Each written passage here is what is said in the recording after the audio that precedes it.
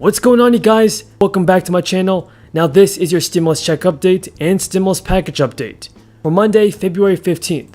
Happy Monday, folks. How was your weekend? Tell me down in the comments. Now here's the latest news about your third stimulus check. The House and Senate are scheduled to take a short recess this upcoming week, delaying Congress's effort to deliver a third round of stimulus checks. No one can tell me that you can live with dignity on $9 or $10 an hour. Quarter to $9.50, then to $11, then to $12.50, $14, and then $15. It is something that is long overdue.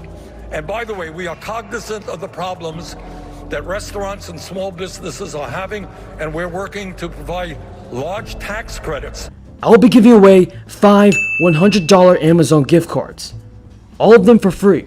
But folks, that only happens if we're able to get my channel to 75,000 subscribers. So if you want to enter the giveaway, this is what you have to do, is subscribe to my channel, turn on post notifications, give this video a like, and leave me a comment down below telling me how much you think our third stimulus check should be.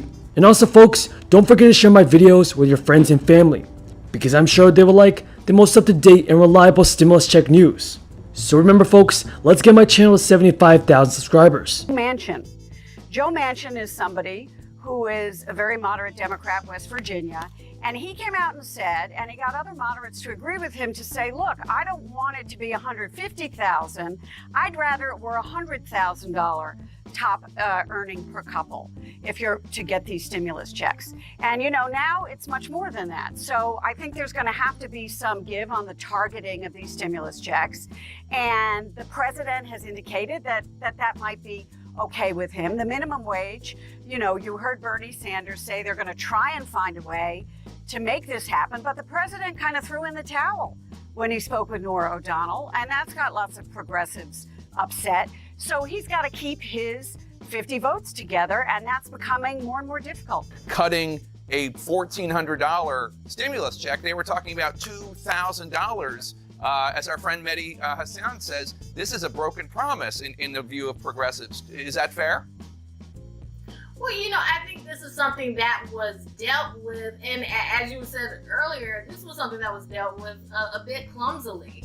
This issue of whether the $600 was a down payment on, you know, what, and that they would get $2,000, but certainly some voters likely heard that they were going to get $2,000 checks, and now they're talking about $1,400 checks, and it may not even go to the same people, or not as many people may get the $1,400 checks. So this is something about messaging and the message that you send forth, and being clear when you're campaigning and making those promises exactly what people are going to get. That's what Democrats are going to have to pay a price for. And Gloria, while dealing with all this, the new Senate Majority Leader Chuck Schumer is also trying to fend off possible primary challengers from the progressive left at home in New York. The New York Times writes, quote, armed with a sweeping set of policy promises, he's courting the activists, organizers, and next generation elected officials in New York who would likely make up the backbone of any effort to dethrone him should one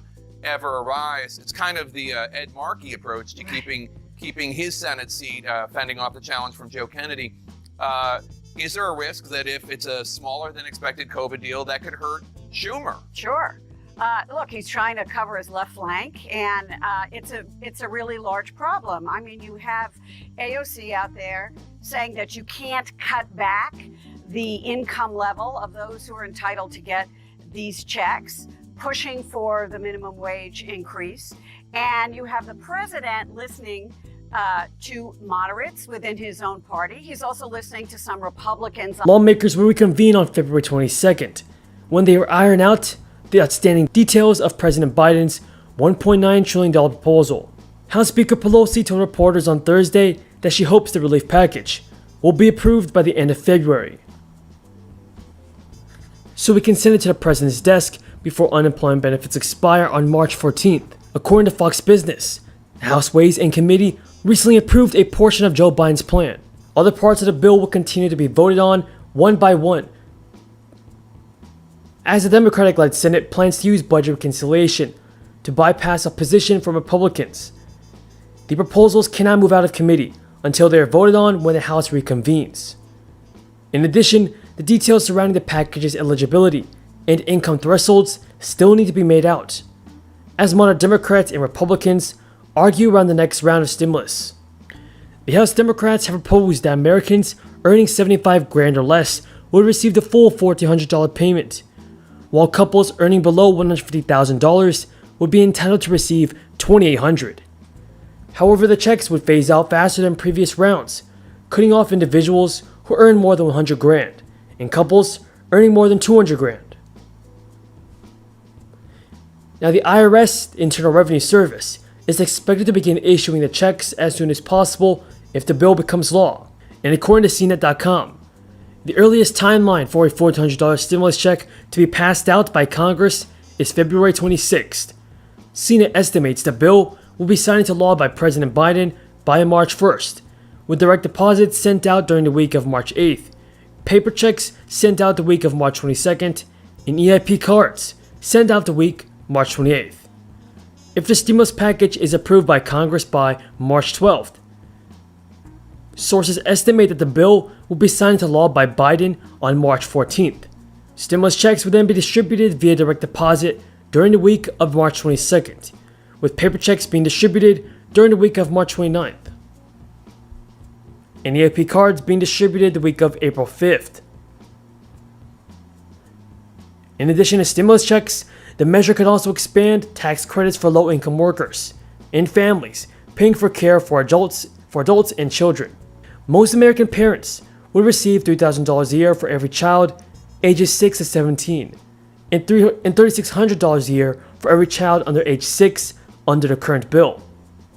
Now, if everything goes according to plan, and Biden signs the bill during the first part of March, the IRS may need just a few days to start pumping out stimulus check payments again, and that means you could receive your next infusion of cash as soon as middle part of March. Now, for those of you on unemployment benefits, extending unemployment benefits to September, a $1,400 check would allow 22.6 million adults to pay their expenses for at least 4.5 months without incurring additional debt or eating further into their depleted savings account. Now, if the checks are sent on March 1st, these payments would allow 22.6 million Americans to pay their bills in full through the middle of July. Now, for SI and SSDI, you're actually not entitled to your full monthly benefit based on your earnings record until you reach full retirement age, which, if you're born in 1960 or later, is 67.